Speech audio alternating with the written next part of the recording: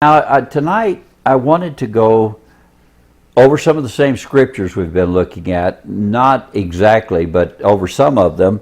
Again, starting in Matthew chapter 24, Jesus' description of when he comes, the things that will happen just before his return, and answering the questions that the disciple had asked him about when will these things be, what will be the sign of your coming and of the end of the age.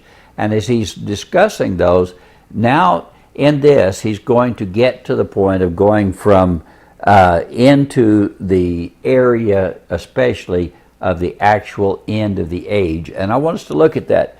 We've talked a lot of times about the abomination of desolation.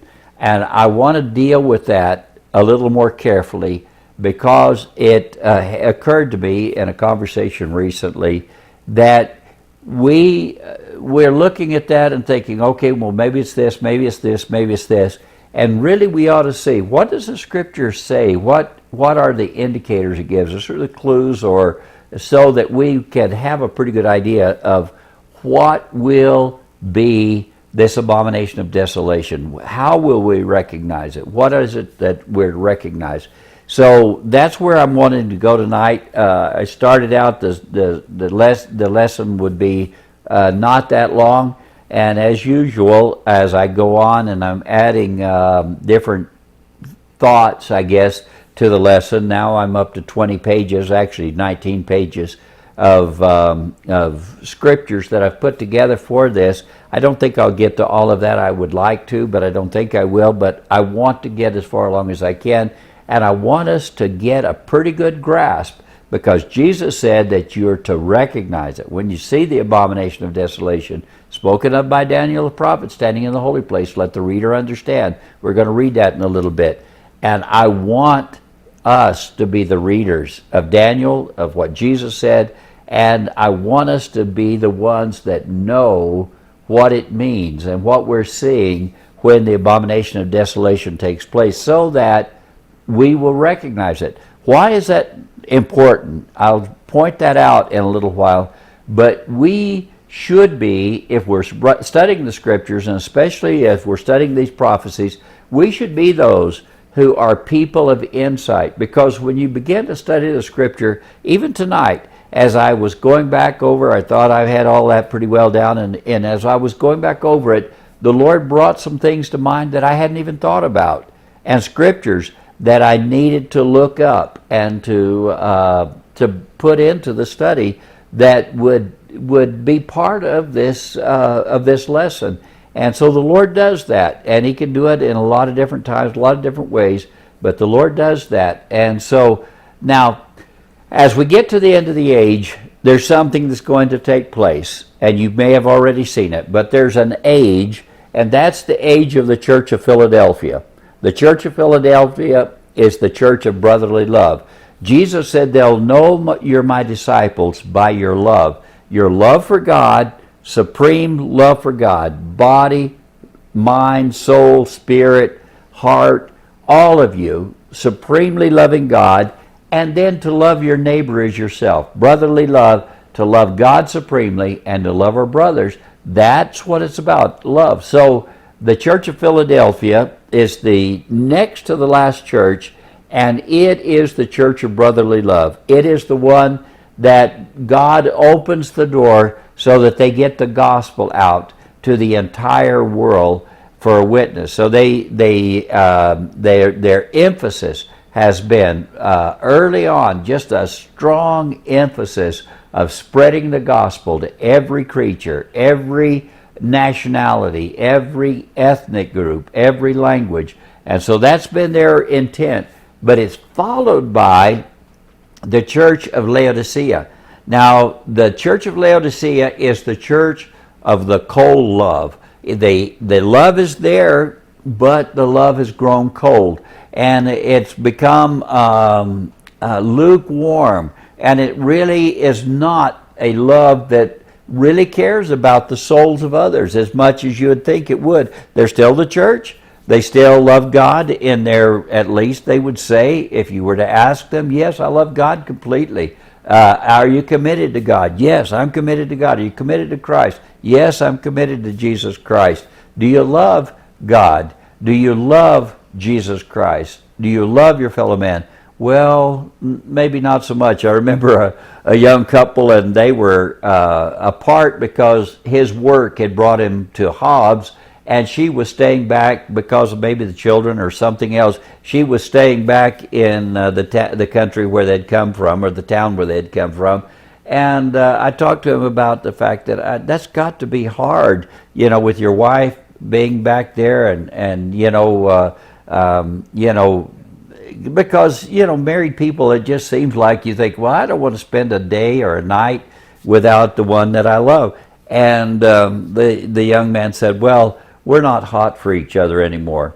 And that's a terrible confession, because what did he mean? He still loved his wife. He wasn't going to leave her. He wasn't going to cheat on her. He wasn't going to do anything like that. It's just that his love for her was not a burning love. You see that a lot of times as couples have been together for a long time. They just get kind of comfortable with each other, and sometimes begin to make it's not the same as it was.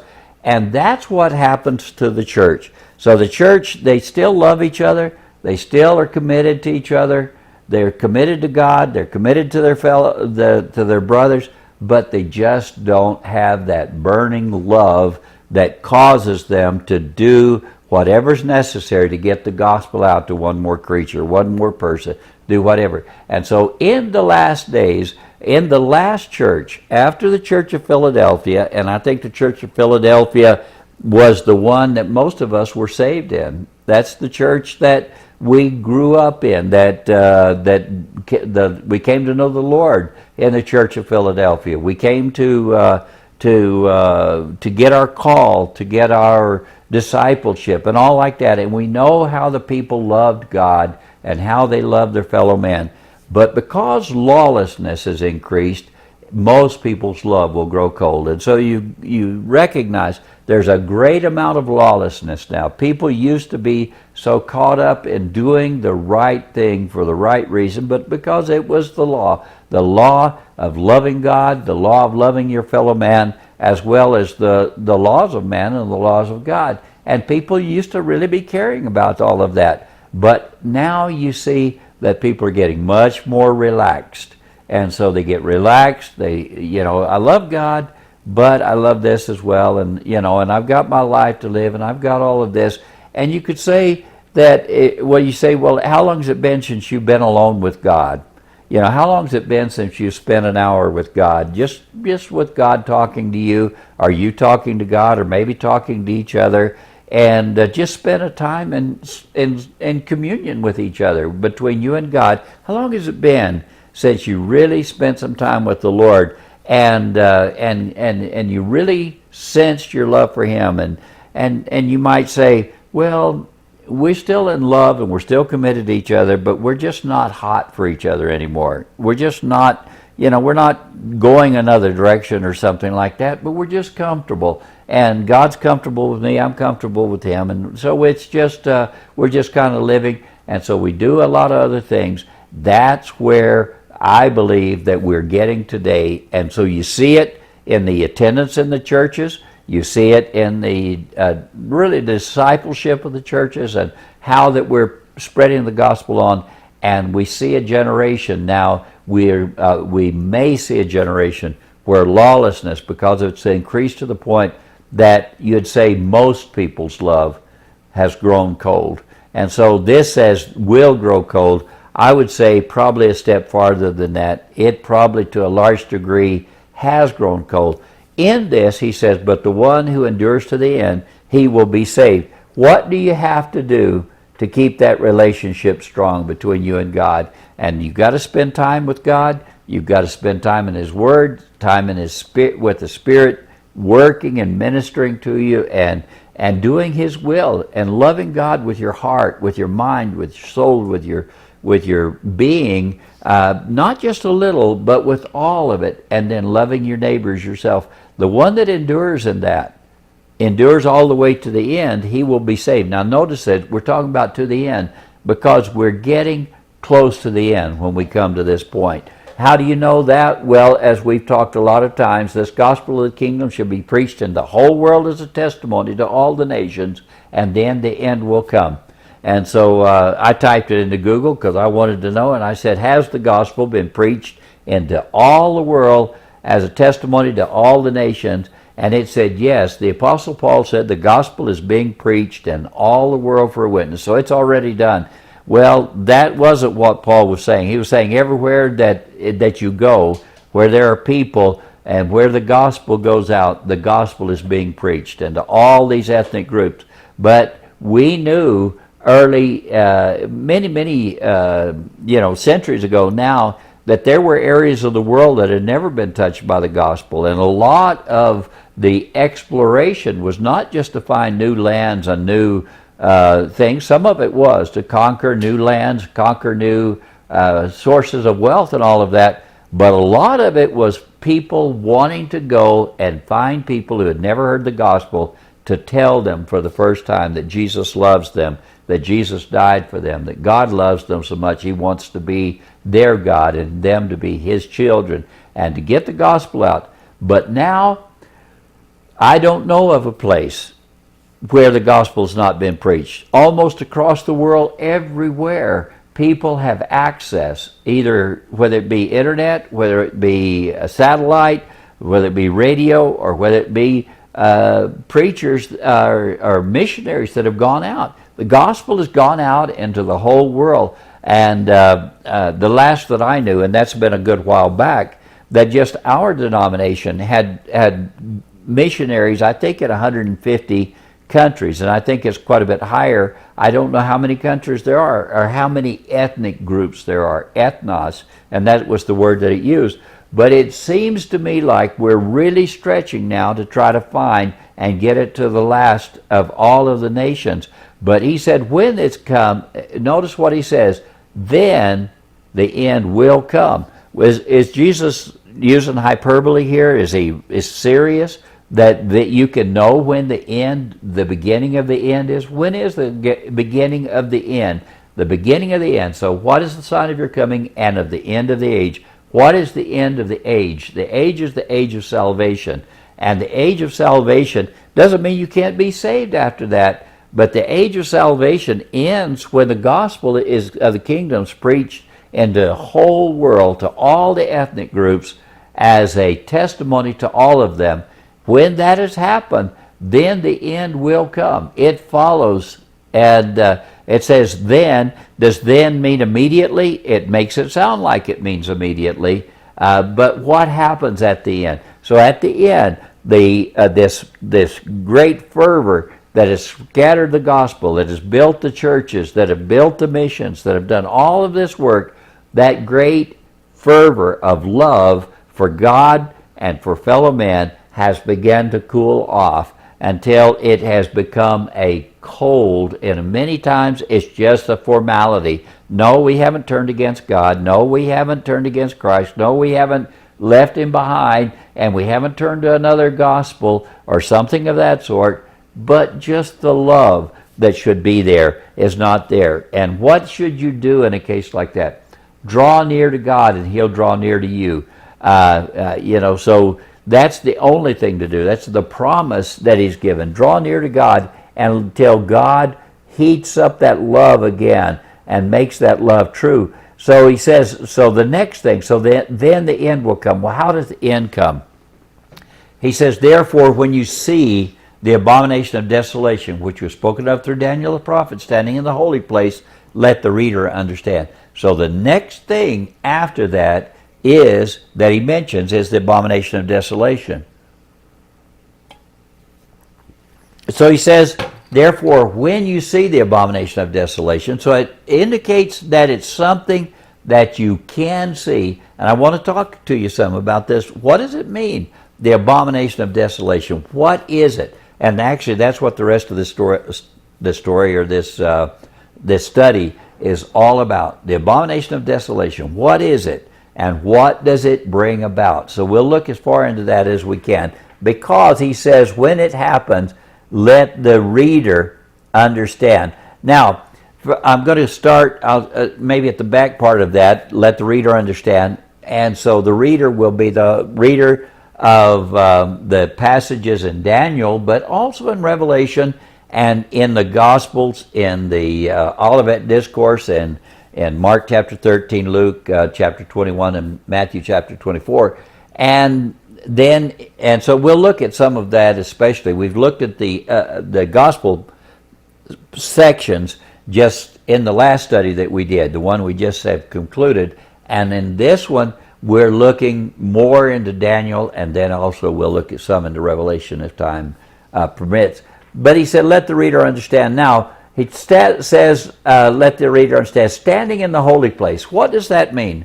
What is the holy place? Where's the holy place? And some would say, well, is he talking about the church? Because the church is now the temple of the living God. Don't you know that you are the temple of the living God? He says, and so because of that, you're to watch what you put into your body, what you do with your body. It matters to God what you do. Is that what he's talking about? And I'm telling you, I don't believe so. I think it's a place. And so the holy place, standing in the holy place, where is the holy place? In Psalm chapter 132 and verse 13, and I'll read 14 as well, it says, for the Lord has chosen Zion. He's desired it for his habitation. This is my resting place. Notice that's a quote.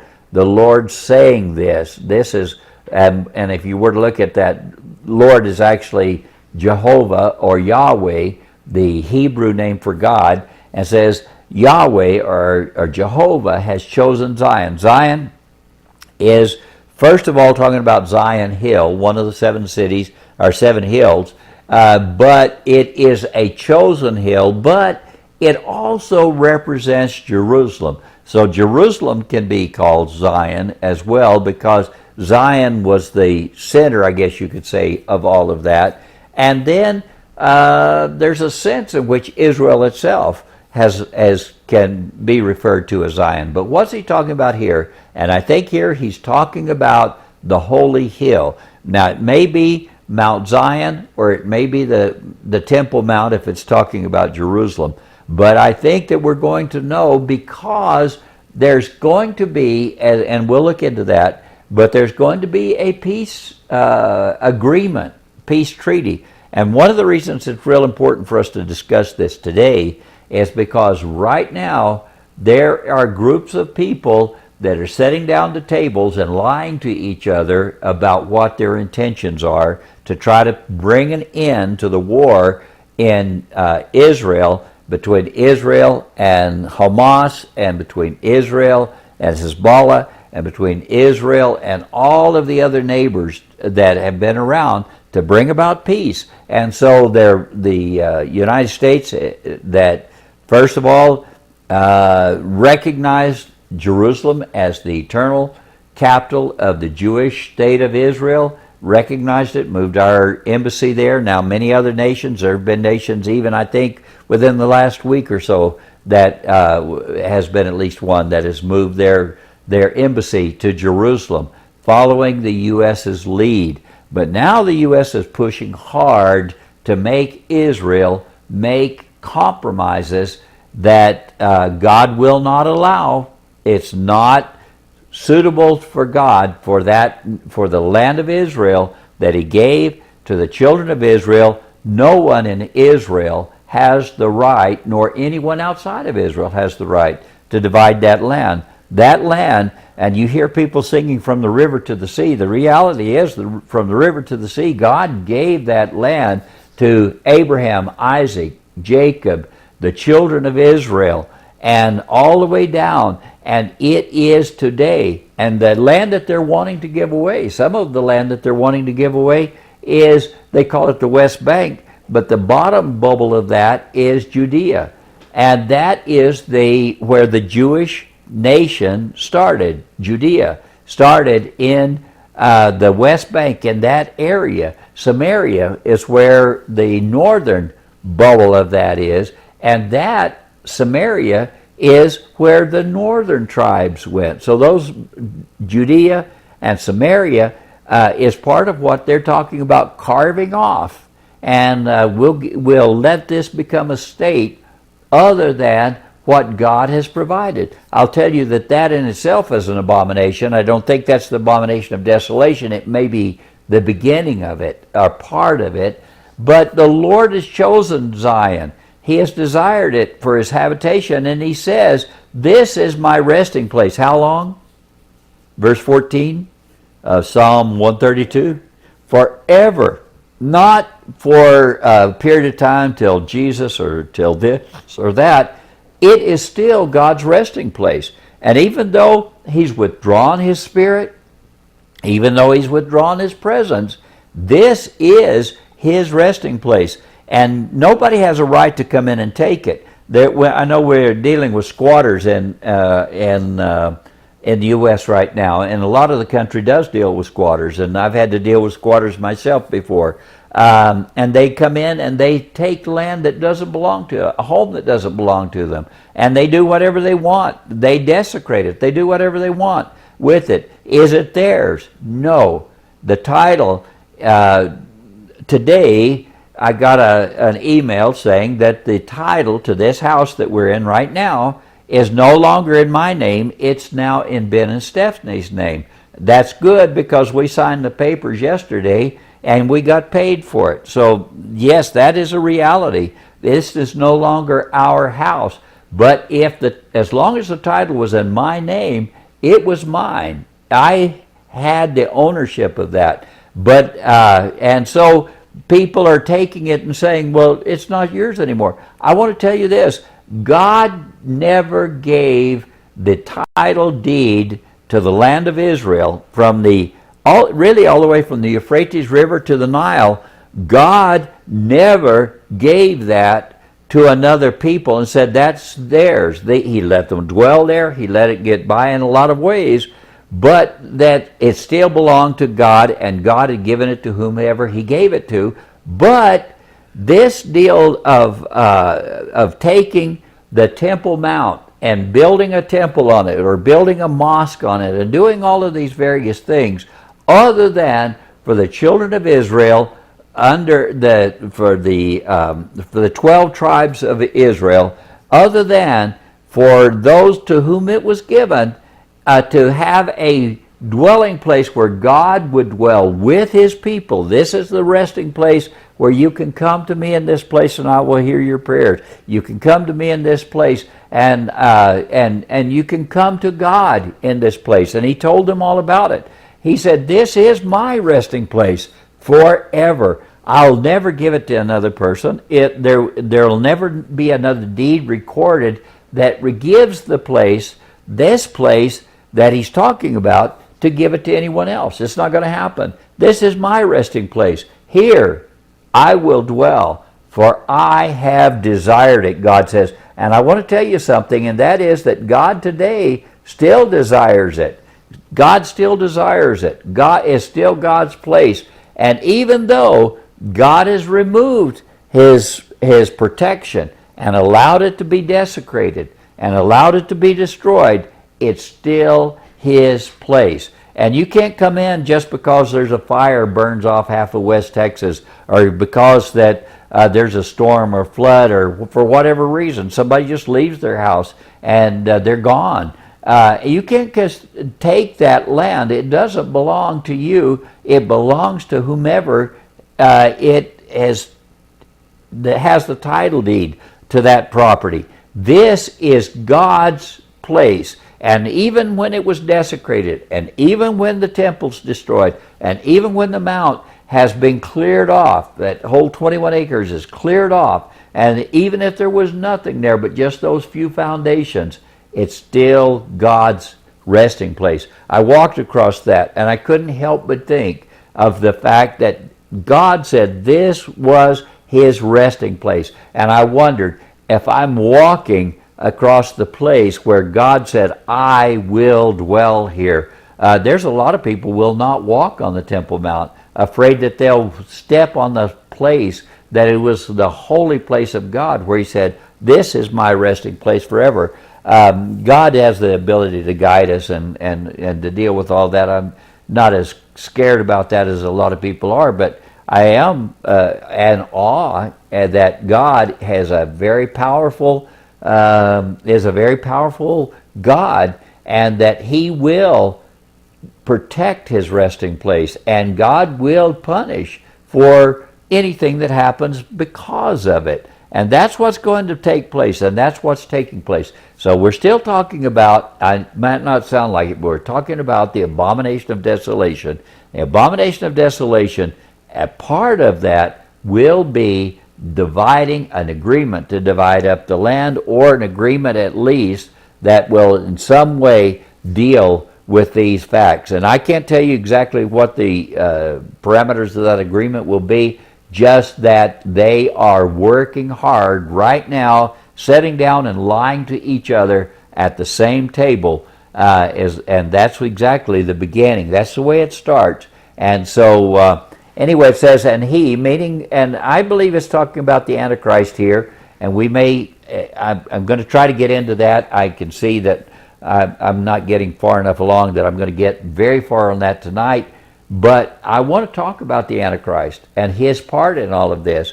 This is the king of the north that it's talking about, that is going to do this. Whether the king of the north, this king of the north, is the Antichrist or not, we'll talk about that. And as God makes it clear, may make it clear, may not make it clear, but if He does, there are things that will make it clear when that time comes. Now He, the king of the north, will make, or the prince who is to come is actually what it talked about in verse 26. So the prince who is to come, the people of the prince who is to come, is the one that's going to destroy all of that. But then in verse 27, he, meaning the prince who is to come, will make a firm covenant with the many for 1 week. But here's the thing, those words that I've told you before, make a firm covenant, it actually is the word gabar. And what did I tell you that means? He will confirm the covenant. He will confirm a covenant with the many for 1 week. Now that is, whether it be the Abraham Accords or whether it be the moving of the embassy to Jerusalem, there's a lot of things that are a step toward confirming the covenant. So the covenant is being confirmed step by step by step, and so is one of these that event. And I've said sometimes maybe it is. I don't believe it is. I don't think any of those things, whether it be the Abraham Accord, I think that is dealing with the covenant. I think it absolutely is. Or whether it's moving the embassy to Jerusalem, a lot of those statements did deal with confirming the covenant. And is that though what it's talking about here? I don't believe it is, but it's a step in that direction. So it may not be that it all happens at one time, but He will make or confirm the covenant with the many for 1 week. But in the middle of the week, He will put a stop to sacrifice and grain offering. And on the wing of abominations will come one who makes desolate. So He's going to make an agreement that's a 7-year agreement. 1/7 is what the word week means there. But in the middle of the week, and apparently it's almost exactly in the middle of the week, because it talks about 1,260 days, and then it talks about 1,260 days, adding to that 30 more days, and then 45 more days to come up 1,290 and 1,335 days when we get into the 12th chapter talking about the abomination of desolation. So there's events that take place, but the one that happens in the middle of the week, in the half point, and after that, there's 1,260 days according to Revelation chapter 12, and there's 42 months. 42 months is 42 30-day months, which Hebrew months are 30 days. And so 42 30-day months will be the 1,260 days. In the middle of the week, though, in the middle of that 7 years, middle of the 7, He will put a stop to the sacrifice and grain offerings. Now, the sacrifice and grain offerings haven't begun again, but as one of you pointed out, they are preparing what has to happen before the sacrifices and grain offerings can start again. And you already may know that, but it's the finding of a red heifer. It's got to be perfect, and it's got to be not a hair on it. It's got to be one that's never been used for certain purposes. There's a real strong requirement. And so right now I think that there may be as many as 5 that are in Israel that are in the process of getting that. They have to be 2 years old, so and they still are a heifer, not a cow.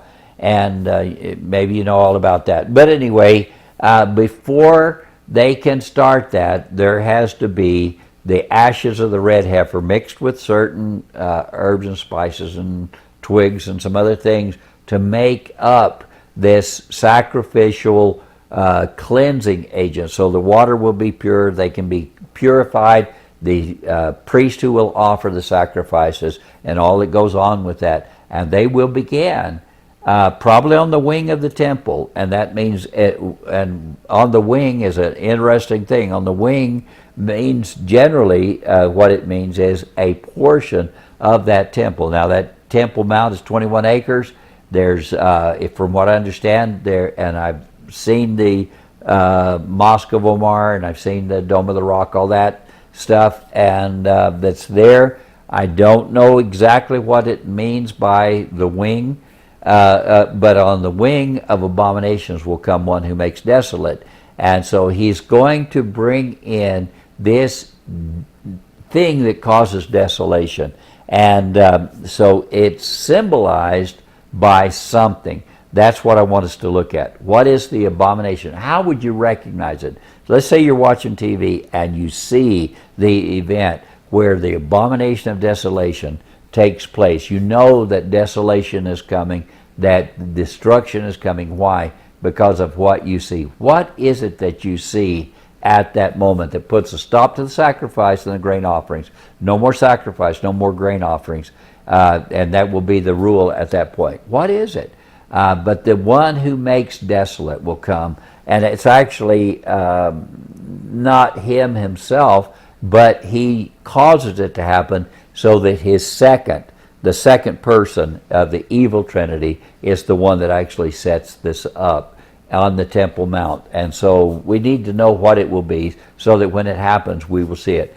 So even till a complete destruction. So now there's going to be the wiping out, a complete destruction because of this. One that is decreed is poured out on the one who makes desolate. That one that does this, that creates the abomination of desolation, who is the one who desecrates the temple so that there's no more sacrifice and grain offerings, and puts a stop to all of that so that he and his creation, I guess you would say, is the only one that can be worshipped there. When that happens, that will be, it will last for 1260 days. And in that time, it will be a time of great tribulation, such as has not occurred since the beginning of time until then, or ever will again. It is a terrible time of destruction upon the world. A fourth of humanity will die at one point. There's another point that makes it sound like a third of humanity dies. So you can imagine humanity is dying not only there, but across the globe. Humanity will be dying during this period of time, but especially Jews and Christians. Jews will be Christians. They will be Messianic at that point, but they will be Christians. And so he will go against the Jews first. And by the way, I want you to not mistake at all. When you see all this anti-Semitism and you see all of this hatred toward Jews, understand that it's just a short step until that turns against Christians. And to be a Christian, a confessing Christian, is going to bring about the same hatred that's now being poured out upon the Jews. That time is coming very quickly. Now that was the first place that the abomination of desolation was spoken of by Daniel the prophet. This is, I believe, the one that Jesus is referring to here in Daniel chapter 11, verse 27. Now, as for both kings, so there's two kings. One's the king of the north, represents those basically probably Iran, Turkey, Russia, and others that are to the north. The king of the south represents at least the leaders of it. The king of the south probably represents Saudi Arabia, Egypt, and all of those that are to the south. Almost that doesn't mean there's not any to the south of Israel or of Jerusalem that will be with the kings of the north, or vice versa, as far as on either side of that, but they will be the ones who are bringing this about. And so right now you'll see that between those that are being sponsored by Iran, kings of the north, and those that are being sponsored by Saudi Arabia and Egypt, they're meeting in these capital cities, either in Egypt or in one of the other southern Arab, Sunni Muslim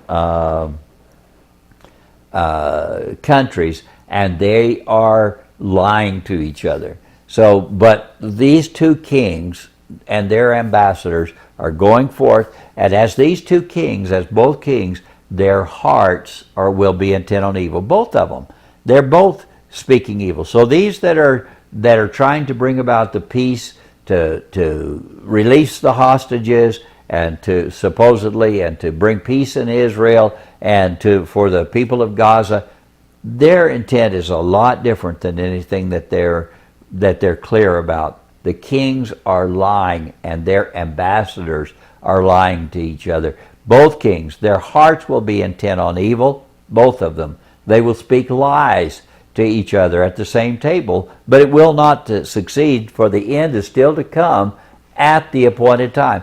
So they will try to come up with a 7-year peace plan that will make it possible for there to be a two-state solution, probably, or a way for the hostages to be released, and for the people of Gaza to be fed and taken care of, and all of that. And they will be speaking, and each one intends to break this treaty. Neither one of them plan on keeping it. Neither one of them really wants what's going to be. So if you're watching it, you'll see they're beginning. Now, I don't know yet that this is the time that they're doing that, and it may or may not be, but this is one of those times where they will lie to each other. They are sitting down at the table, one side, the other side, one for the side of the north, the other for the side of the south, and they are discussing, and they're telling lies to each other, and all of that. It's not going to succeed, not for the long term. It will only last, and if it lasts for 3.5 years, I think that's a long time. In the middle of the week, it looks like that they will make an agreement that's supposed to last for 7 years, and that's to work out all the agreements then about Jerusalem and about the borders of two-state solution maybe, and I can think of a lot of things that they're going to lie to each other about, not intending to keep it at all, but they will do that, and it will look like that it is going to work. Maybe it'll make it possible for the Jews to have a portion of the Temple Mount and begin to, when this red heifer has been slaughtered and all of their rituals are done, they will begin to make their sacrifices. But I don't think it'll be long before people will be raising, I'm going to say Cain, because that's the polite way to say that they're going to be raising much objection to the sacrifices and all that'll be going on there, the ways that the Jews are going to be worshiping God at that point. And so it's only going to last for a short period of time till somebody's going to say it's got to stop. And so, but anyway, we're going to see all that. The end is still to come. When? Notice that, at the appointed time. I want us to know for certain that on God's calendar there is an appointment. Now, I already know that I have appointments tomorrow and the next day, and those appointments are important.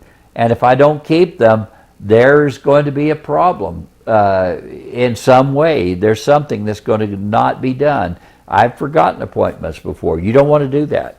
You don't want to forget appointments.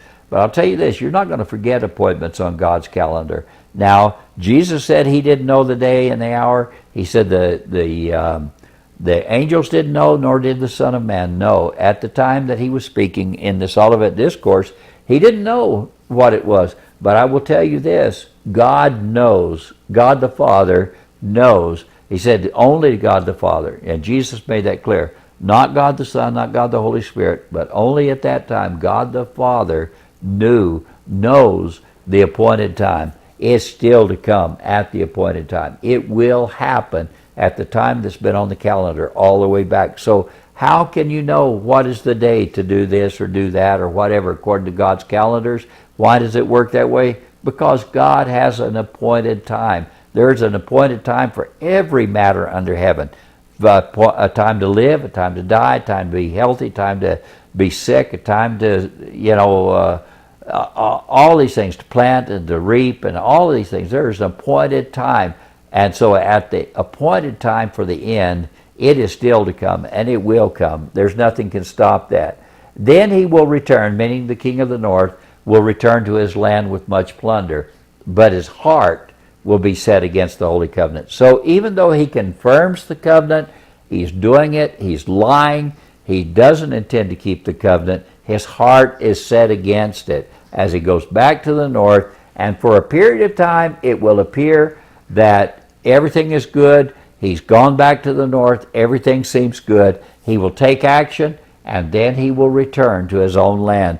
And everybody will say, okay, we're all good, we've got a peace treaty, we've got 7 years for this to happen.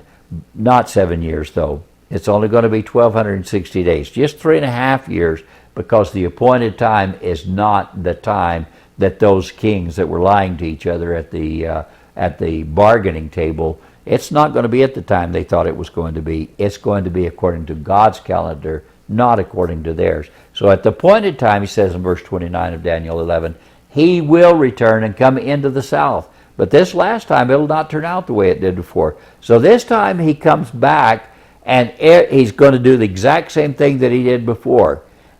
However, this time something different happens. Now, in Cyprus, the British Royal Navy has their ships in Cyprus. That's Kittim. And probably, I'm going to guess, and especially if what I think will happen to the United States happens, I think that the military of the United States will be given to Britain. I mean, these ships that are left after this thing that takes place, they will probably pretty much be under the control of Great Britain at that point. After the eagle's wings are plucked, and in that period of time, someone has to take control and to continue to express the leadership of NATO and all of that in the Middle East and in a lot of places in the world. And I think that will be probably Great Britain along with others that will join them in this. And probably the ships that are docked in Kittim that are now there will be the very ones that will come out. When now the kings of the north are coming in again, this time it's going to come out differently, because now they will have recovered. They've recovered a lot, and they are very powerful, and they come out against him when he realizes that he will be disheartened, because his intention is to come out through the port of Haifa and to use his ships to get back to where he needs to get, and it's not going to happen. In fact, he's met his match at this point right there. It's a stalemate. He's going to have to back up, and a great amount of damage is going to take place. But when this happens, he will become disheartened, angry, all of that, and he will return and become enraged at the Holy Covenant, terribly angry, and take action. So he's now wanting to destroy Israel. He's wanting to destroy the covenant and all of that and wipe out all of that. And so he's enraged at the Holy Covenant that he has confirmed, and he'll take action to do something against. What will he do? He will come back and show regard for those who forsake the Holy Covenant. People will join him that are wanting to forsake the covenant that they've agreed to. So forces from him, and when we get into Revelation chapter 13, you're going to see that, and I will have that as part of this study, but forces from him. So that's the second person of the evil trinity, and he's the spiritual leader of the king of the north's military. He will be the one who will set up the abomination of desolation in the sanctuary, but it's to represent this one that is the king of the north. So forces from him, meaning that those that we're talking about, will desecrate the sanctuary fortress. Do away with the regular sacrifice. They'll put an end to that. And then they will set up the abomination of desolation. I'll just give you a quick jump forward to look at that in two different spots.